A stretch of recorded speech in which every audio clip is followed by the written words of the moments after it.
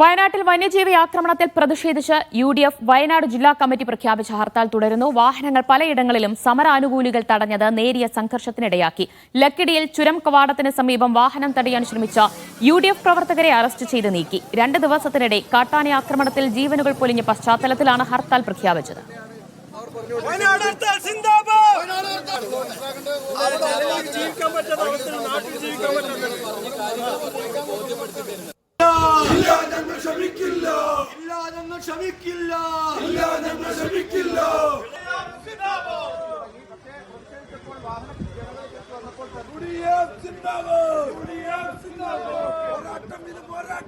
വയനാട് നിന്ന് അനീസിൽ കൂടുതൽ വിവരങ്ങൾ നൽകും. അനീസ്, വന്യജീവി ആക്രമണത്തിൽ പ്രതിഷേധിച്ചുകൊണ്ടാണ് UDFന്റെ ഹർത്താൽ വയനാട് ജില്ലയിൽ തുടരുന്നത്.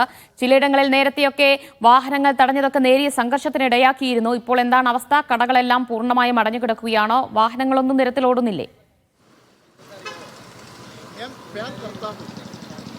ദിവ്യ, ഹർത്താൽ 4.5 മണിക്കൂർ പിന്നിടുന്ന സന്ദർഭത്തിൽ ഹർത്താൽ ഭാഗികമാണ് എന്ന് പറയേണ്ടി വരും. കാരണം കടകമ്പോളങ്ങൾ അടഞ്ഞു കിടക്കുന്നുണ്ട്, വാഹനങ്ങൾ നിരത്തിലിറങ്ങിയിട്ടുണ്ട്, വാഹനങ്ങൾ യഥേഷ്ടം യാത്ര നടത്തുന്നുണ്ട്. പല സ്ഥലങ്ങളിലും സമരാനുകൂലികൾ വാഹനങ്ങൾ തടയുന്നുണ്ട്. പക്ഷേ 10 മിനിറ്റ് നേരം തടഞ്ഞിട്ടതിന് ശേഷം അവരെ വിടുന്നുണ്ട്. ഇപ്പോൾ എന്തായാലും 4.5 മണിക്കൂർ പിന്നിടുമ്പോൾ സംഘർഷമില്ല, കാര്യമായ സംഘർഷങ്ങളില്ല. പലയിടങ്ങളിലും വാഹനങ്ങൾ തടയുന്നുണ്ട്. ഇപ്പോൾ UDF പ്രവർത്തകരുടെ ഒരു പ്രകടനം വരുന്നുണ്ട്. കൽപ്പറ്റയിലാണ് നമ്മൾ നിൽക്കുന്നത്. കൽപ്പറ്റയിലും വൈത്തിരിയിലും ലക്കിടിയിലും ചുരം കയറി വരുന്ന കവാടത്തിലുമൊക്കെ ആളുകൾ UDF പ്രവർത്തകർ വാഹനങ്ങൾ തടയുകയും നീണ്ട നിര രൂപപ്പെടുകയൊക്കെ ചെയ്തിരുന്നു. പക്ഷേ പിന്നീട് ഈ വാഹനങ്ങളെ അവർ കടത്തിവിടുന്ന സാഹചര്യമുണ്ടായിരുന്നു. വാഹനങ്ങളെ തടയുന്നുണ്ട്, പക്ഷേ ഒരു 10 മിനിറ്റ് നേരം തടഞ്ഞതിന് ശേഷം ആ വാഹനങ്ങളെ ആളുകൾ ഈ സമരാനുകൂലികൾ കടത്തിവിടുന്ന സാഹചര്യമുണ്ട്. എന്തായാലും ഇപ്പോൾ ഈ സമരാനുകൂലികൾ കൽപ്പറ്റ നഗരത്തിൽ പ്രകടനം നടത്തുന്ന കാഴ്ചയാണ് നമ്മൾ കാണുന്നത്. ഇപ്പോൾ അവർ ഒരു KSRTC ബസ് വരുന്നുണ്ട്, ആ വാഹനം തടയുകയാണ്.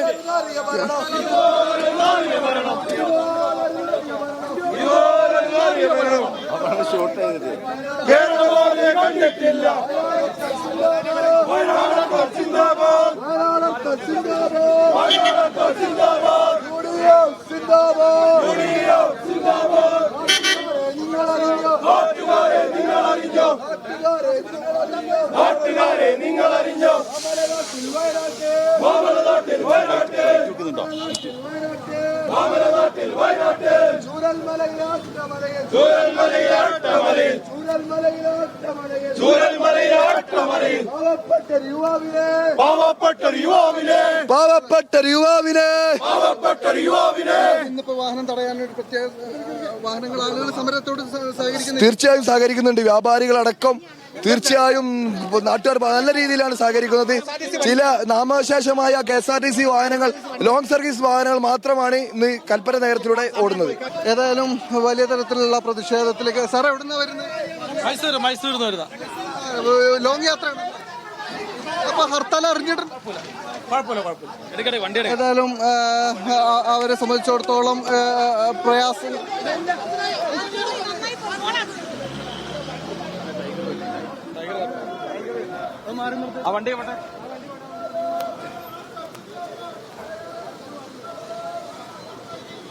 പ്രവർത്തകർ വാഹനങ്ങൾ തടയുകയാണ്. KSRTC ബസ് അടക്കം തടയുന്നുണ്ട്. പക്ഷേങ്കിലും ചില KSRTC സർവീസുകൾ അവർ പോകാൻ അനുവദിക്കുകയും ചെയ്യുന്നുണ്ട്. സർക്കാരിനെതിരെ വനംവകുപ്പിനെതിരെ വലിയ രോഷമുയരുകയാണ്. തുടർച്ചയായുള്ള വന്യജീവി ആക്രമണങ്ങളിൽ പ്രതിഷേധിച്ചാണ് വാഹനങ്ങൾ തടയുന്നുണ്ടെങ്കിലും 10 മിനിറ്റ് നേരമാണ് അവർ വാഹനങ്ങൾ തടയുന്നത്. അതിനുശേഷം പോകാൻ അനുവദിക്കുന്നുണ്ട്. പക്ഷേ ഈ വാഹനത്തിലുള്ള ആളുകൾ, യാത്രക്കാരോ അതല്ലെങ്കിൽ ഡ്രൈവർമാരോ ഏതെങ്കിലും തരത്തിൽ ഇവരുമായി വാക്ക് തർക്കത്തിൽ ഏർപ്പെടുമ്പോഴാണ് അല്പം സംഘർഷത്തിലേക്ക് കാര്യങ്ങൾ നീങ്ങുന്നത്. ഇപ്പോൾ ഏതായാലും ഇപ്പോൾ വാഹനങ്ങൾ അല്പസമയം എവിടുന്ന് വരുന്നതാണ്?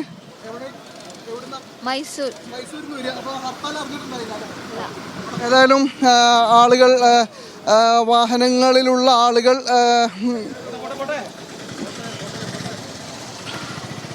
എവിടുന്നാ വരുന്നേ? ബത്തേരിന്ന്. അപ്പൊ ഹർത്താൽ അറിഞ്ഞിട്ടുണ്ടായില്ലേ? ബ്ലോക്ക് ഒക്കെ ഹർത്താൽ അറിഞ്ഞിരുന്നു. അത്യാവശ്യമായിട്ട് നാട്ടിൽ പോകേണ്ട അത്യാവശ്യം. ഓക്കെ.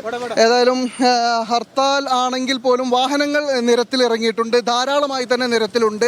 സ്വകാര്യ വാഹനങ്ങളും KSRTC വാഹനങ്ങളും. നമ്മൾ കാണാത്തത് സ്വകാര്യ ബസ്സുകൾ കാര്യമായി നിരത്തിൽ ഇറങ്ങിയിട്ടില്ല എന്നത് മാത്രമാണ്. അതേസമയം കാറായും ഓട്ടോറിക്ഷയായും മറ്റു ടാക്സി വാഹനങ്ങളായും അതുപോലെ തന്നെ KSRTC ബസ്സായും ഒക്കെ ഒരു തരത്തിലുള്ള ഹർത്താലും ബാധകമാകാത്ത രീതിയിൽ തന്നെ നിരത്തിലുണ്ട്. ഹർത്താൽ ഭാഗികമാണെന്ന് ഈ ഘട്ടത്തിൽ പറയാൻ കഴിയും. കടകമ്പോളങ്ങൾ പക്ഷേ അടഞ്ഞു തന്നെ കിടക്കുകയാണ്. കടകമ്പോളങ്ങൾ ഒന്നും തന്നെ തുറന്നിട്ടില്ല. വ്യാപാരികൾ ഹർത്താലിനോട് സഹകരിക്കില്ല എന്ന് വ്യാപാരി വ്യവസായ ഏകോപന സമിതി പറഞ്ഞിരുന്നെങ്കിലും ഇപ്പോൾ കടകമ്പോളങ്ങൾ തുറന്നിട്ടില്ല. അതേസമയം നിരത്തിൽ വാഹനങ്ങൾ ധാരാളമായി തന്നെ നിരത്തിൽ കാണുന്നുണ്ട്. യെസ്, എന്തായാലും ബസ്സുകൾ KSRTC ബസ്സുകൾ അടക്കം UDF സമരാനുകൂലികൾ തടയുന്നുണ്ട് എങ്കിലും പിന്നീട് KSRTC ബസ്സുകളെയൊക്കെ പോകാൻ അനുവദിക്കുന്നുണ്ട്. എന്തായാലും വയനാട്ടിൽ UDF ജില്ലാ കമ്മിറ്റി പ്രഖ്യാപിച്ച ഹർത്താൽ ഭാഗികമാണ് എന്ന് തന്നെ പറയാം. ടി അനീസ് അലിയാണ് വിവരങ്ങൾ നൽകിയത്.